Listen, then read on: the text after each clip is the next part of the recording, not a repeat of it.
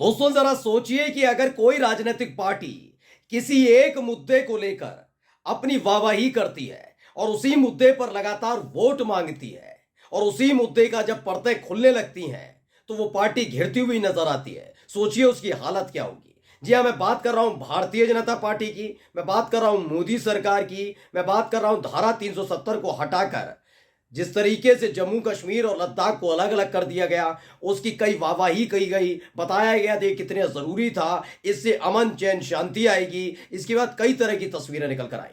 लेकिन अब भारतीय जनता पार्टी के लद्दाख से मौजूदा जो सांसद हैं, जिनकी तस्वीर, जिनका संसद में दिया गया बयान सुना सुना कर पूरी की पूरी बीजेपी माहौल बना रही थी, उन्हीं सांसद महोदय ने बीजेपी की परतें उधेड़ कर रख दी हैं, वो भी लोकसभा चुनाव से ठीक पहले। यह बीजेपी के लिए सबसे बड़ा झटका है। नमस्कार, मैं हूं प्राज्वल गौतम और आप देख रहे हैं टाइम्स एक्सप्रेस। दोस्तों, ये तो आपको पता ही है, इस दौर में कुछ एक मुद्दे हैं जिन मुद्दों का जिक्र खासकर मोदी सरकार करेगी, क्योंकि 2019 में सरकार बनने के बाद और देश के गृह मंत्री बने थे अमित शाह, तो उस वक्त जम्मू कश्मीर से धारा 370 और 35 ए हटाकर उसकी वाहवाही ली जा रही थी। हर विधानसभा के चुनाव जब जब हुए कहीं पर भी तो उसका जिक्र जरूर किया कि अगर मोदी सरकार ना होती तो ये ना होता, हमने ये अलग अलग क्यों किया, हमने ये किया वो किया, तमाम चीजें। अब उसी धारा 370 को लेकर जो एक हीरो बनाए गए थे, जिससे उनके बयान को सुनाया जाए स्थानीय सांसद उन्हीं की पार्टी के, जिससे पूरा का पूरा माहौल बने, अब उन्हीं ने मोर्चा खोल दिया है बीजेपी के खिलाफ। सबसे पहले मैं एक खबर पढ़कर सुनाना चाहता हूं। ये हरीश मीणा है, कांग्रेस के नेता है। उन्होंने लिखा, भाजपा में शामिल होना और मोदी का समर्थन करना मेरा सबसे खराब निर्णय था। मुझे उनकी रणनीति के बारे में पता नहीं था। लद्दाख के लोग कृपया मुझे माफ कर दें। ये जामयांग तेसरिंग है, बीजेपी सांसद। इनकी कई तस्वीरें उस वक्त की आपने देखी भी होंगी जब धारा 370 हटाई गई थी और लगातार विपक्ष सवाल पूछ रहा था। उस दौरान इन्हीं को आगे किया जाता था और ये उसकी खूबियां गिनाते थे कि जम्मू कश्मीर और लद्दाख जो एक हुआ करते थे, उन्हें अलग अलग करके केंद्र शासित प्रदेश क्यों बनाया गया।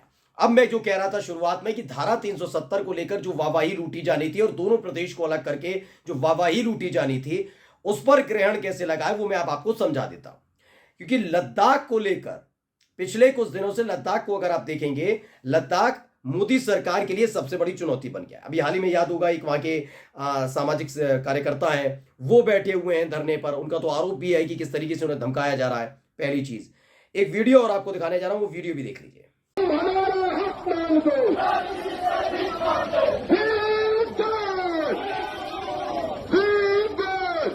तो ये इसी साल फरवरी का वीडियो है, जब बहुत सारे लोग, देखिए कितना हुजूम था। ये लद्दाख को बचाने के लिए, इनका कहना था कि लद्दाख को बचाने के लिए प्रदर्शन किया गया।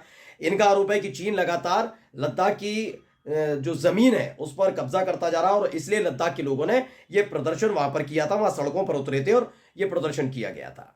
यह प्रदर्शन भी बीजेपी सरकार के लिए, मोदी सरकार के लिए नासूर बन गया था, क्योंकि पूरा देश देख रहा है कि आप लद्दाख को लेकर, जम्मू कश्मीर के लिए, खासकर कश्मीर के लिए जो परसेप्शन बीजेपी क्रिएट करती रही, जैसे कश्मीरी पंडितों का जिक्र करके, तो कश्मीरी पंडितों ने पोल खोल दी। तब जब कश्मीर फाइल्स आई थी उसमें बताया गया कि मोदी सरकार ने उतना काम नहीं किया जितना काम कांग्रेस की सरकार ने किया था। उन्हें सरकारी नौकरी दी, उनकी पेंशन बांधी, उनका तमाम चीज़ें की गई, ये तमाम चीज़ें की गई, जबकि बीजेपी ने तो कुछ किया करके ही नहीं दिया। जो ये कहते हैं कि कश्मीरी पंडितों का जो कत्लेआम किया गया था वो सिर्फ कांग्रेस की सरकार में हुआ, तो उसके बाद जब कश्मीर फाइल्स मूवी आई तो उसके बाद देखा गया कि ऐसे ही कश्मीरी कई पंडित हैं जिनकी हत्या भी हुई हैं। लेकिन इन सब चीज़ों को छिपाने की कोशिश लगातार की। मैंने कहा ना, कश्मीर के लिए एक अलग परसेप्शन क्रिएट किया गया है कि मोदी सरकार के आने की फौरन बाद कैसे कश्मीर में सब कुछ ठीक ठाक हो गया। लेकिन हकीकत सुनिए तो कश्मीरी पंडितों से सुनिए। लेकिन आज बात मैं लद्दाख की खास तौर पर कर रहा हूं। लद्दाख के मौजूदा सांसद ही हैं ये जामयांग तेसरिंग। वो वहां मौजूद थे, वो सब चीजें देख रहे हैं कि लद्दाख में क्या कुछ चल रहा है, लेकिन सरकार क्या कर रही है उनको भी पता लग गया है। अब इस खबर को जनसत्ता ने छापा और क्या लिखा है, पढ़िए।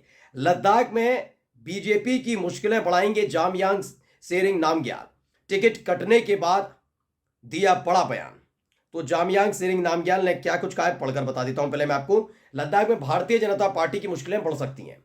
यहां लोकसभा चुनाव 2024 के लिए बीजेपी ने सिटिंग सांसद जामयांग सेरिंग नामग्याल का टिकट काटकर ताशी ग्यालसन को अपना प्रत्याशी बनाया।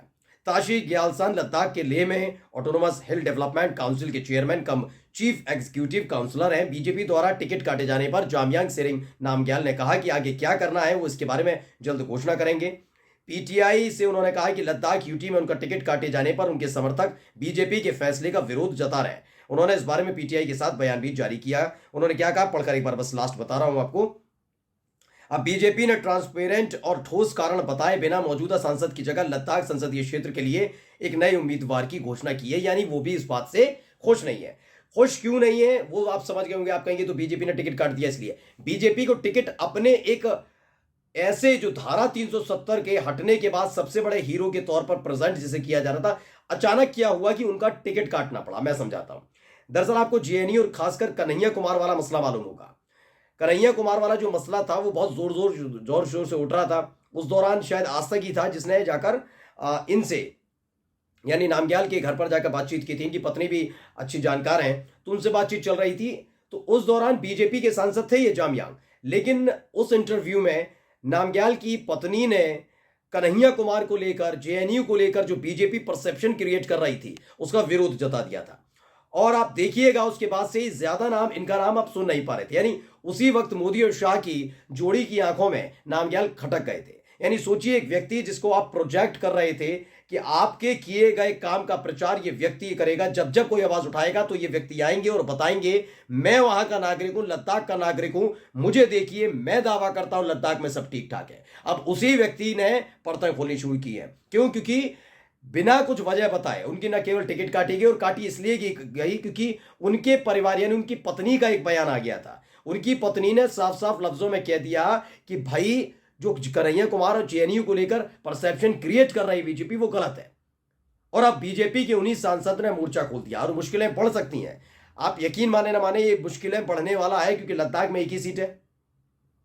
कल तक जो कर रहे थे आज वो अब पोल खोलेंगे, वो बताएंगे कि आखिरकार ये बयान उन्होंने क्यों दिए, संसद में क्यों बयान दिया था, क्या दबाव था, क्या किसने कहा था, ये तमाम चीजें अब खंगालने की जरूरत पड़ेगी। तो कुल मिलाकर खेल ये है कि वो चाहे पूरब हो, पश्चिम हो, पंजाब हो, हरियाणा हो, जम्मू कश्मीर हो, लद्दाख हो, उत्तर प्रदेश हो, उत्तराखंड हो, बिहार हो, हर जगह मतलब अमूमन देखिए जहां जहां इन्हें उम्मीद है, क्योंकि देखिए दो चार मुद्दे जिनका मैं जिक्र करा, धारा 370, जम्मू कश्मीर और लद्दाख को अलग करना, राम मंदिर का मुद्दा, सब सुनते जाइए, सारे फेल होते जा रहे, कोई माहौल नहीं बन पा रहा उससे।